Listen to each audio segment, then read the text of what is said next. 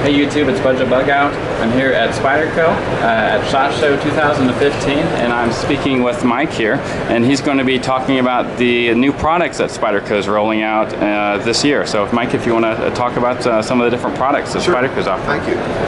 One of the first ones I want to take a look at is the Zabo Hawk. This is designed by Szabo. If you're not familiar with Lassie is a very experienced martial artist. He's also a former Marine, U.S. Marine, and he also is active in law enforcement. So he's got an excellent background as far as martial arts and tactical training. And this is his take on a close combat tomahawk, basically, called the Zabo Hawk. This is solid D2, so it's a full tank construction made out of D2 tool steel, so it's right on the threshold of being stainless. It has a titanium carbonitride coating. And what you'll notice about it is that it has kind of a graceful curve as far as the handle goes. When you look at the handle shape, what that allows you to do is to grip it very much like you would an ice axe. So you've got that kind of curve to it that allows you to maintain a nice straight wrist angle so that when you chomp with it, you're really transferring power very effectively. And it also gives it a lot of different capabilities as far as its use as a tool. So like an ice axe, you can hook with this portion here, be able to use it as a climbing aid if you wanted to. You notice it flares a bit toward the end here, so it gives you a really solid grip. But you also can kind of vary your grip on this. So let's say that you wanted to use it in a utilitarian sense. You're chopping and you want to hit with the flat of the blade here. All you have to do is leave your hand a little bit lower than whatever you're chopping. You're hitting fully with the flat, and you have that utilitarian aspect. If you're using it more combatively, what you want to be able to do is to be able to strike, penetrate, cut with power, but be able to continue your movement as far as your combative application. So what you're looking at is being able to hit with this point.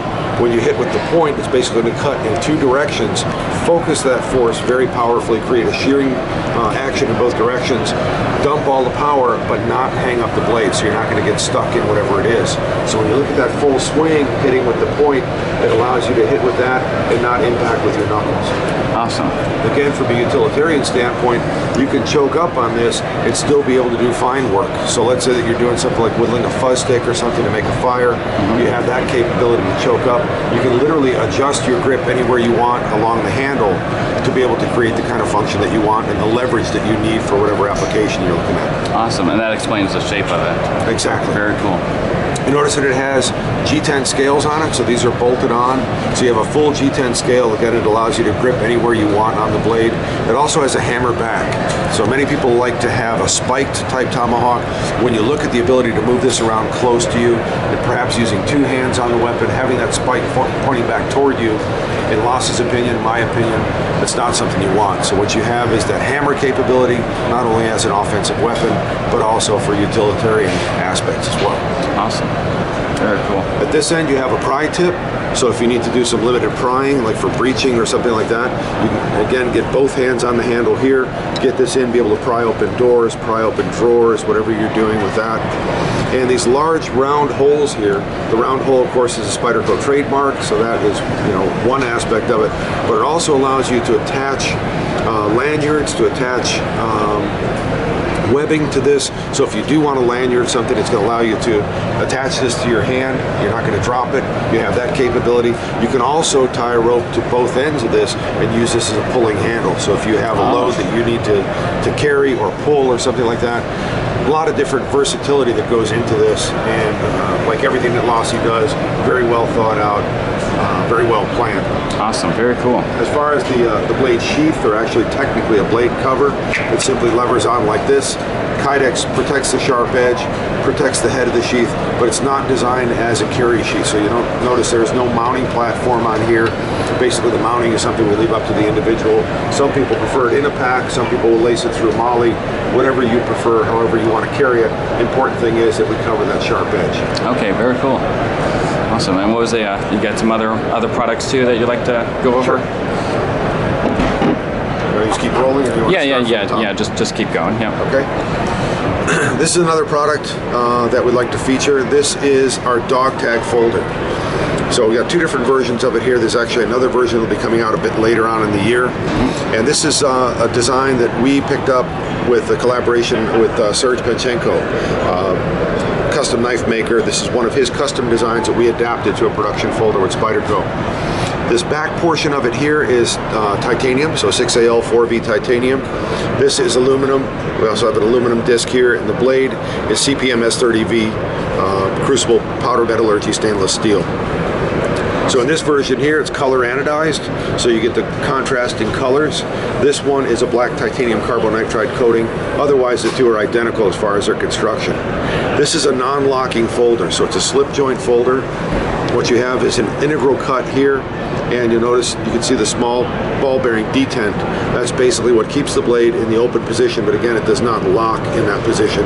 It simply keeps it oriented there.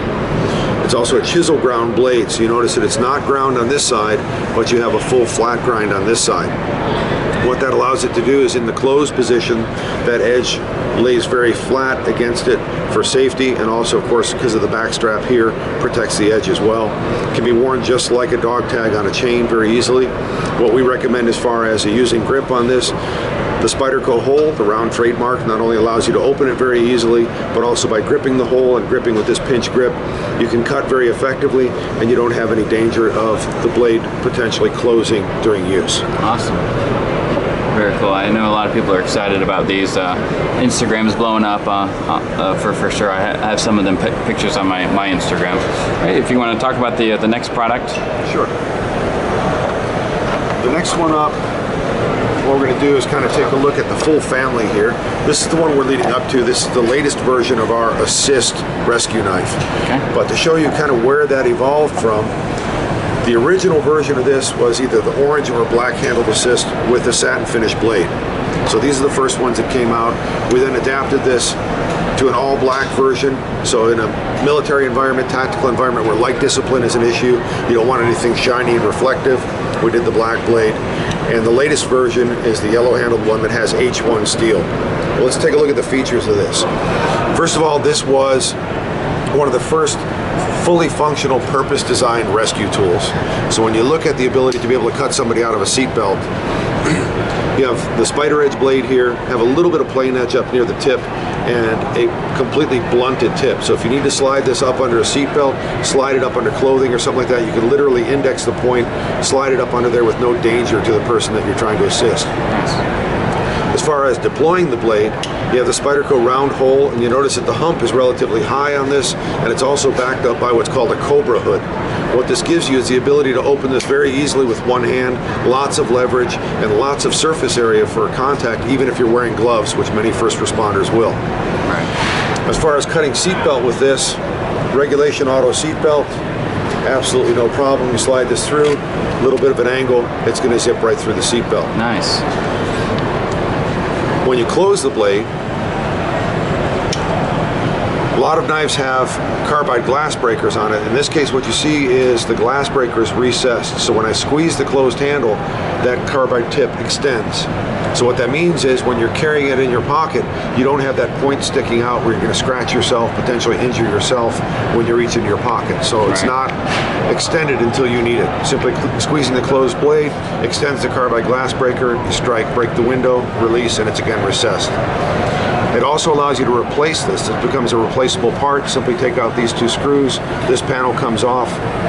If after multiple uses, the tip of this starts to dull a bit, easily replaced and you're back in action.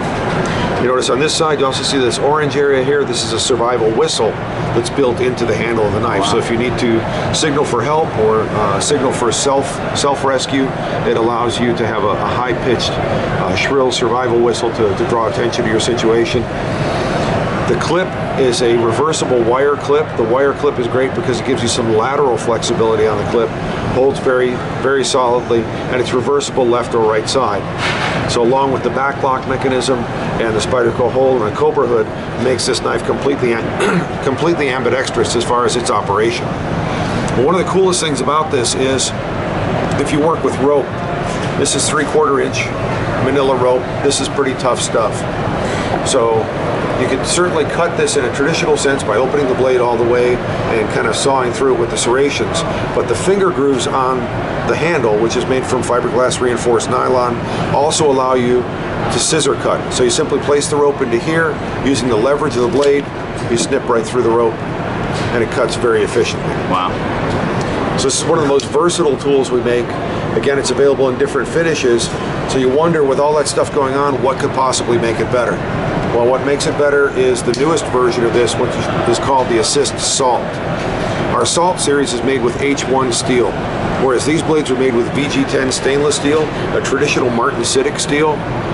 The Salt series is made with H1, and H1 is a nitrogen-based steel. When you look at the chemistry involved in how blades rust, when you add carbon to iron to make steel, it leaves it vulnerable to rust because the carbon can react with chloride and create that rust.